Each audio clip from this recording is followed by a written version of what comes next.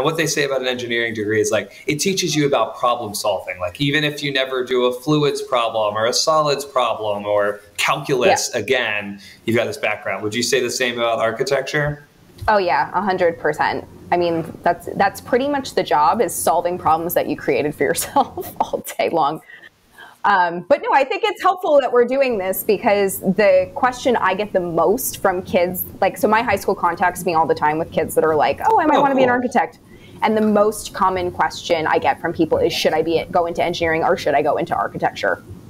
So I think this is probably going to be a pretty helpful podcast if someone is really trying to figure out what path to go on, because a lot of times people who are considering engineering are also considering architecture, I think. So what's your answer to that question in a boiled down fashion? I think it just depends what you're interested in. It's really different. Like, I work with engineers every day, whether it be mechanical, electrical, structural, civil engineers. I work with all of them every single day. The building physically can't go up without them.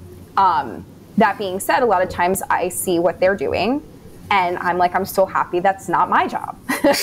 So I think it really just depends on your level of interest. If you're really math heavy and you really like to sort of sit and figure out problems in that way, I'd say engineering is probably more your alley, whereas architecture, like, yes, there's the problem solving, and yes, there is math. It's not like I don't do math every day, but it's much more of a,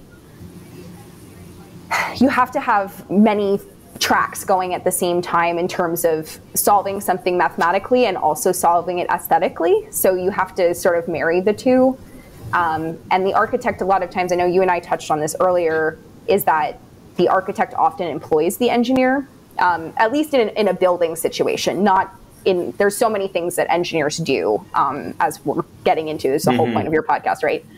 But architects usually are sort of the top of the food chain in a building, and the architects hire out for engineers, and the engineers are basically subcontracted to the architect.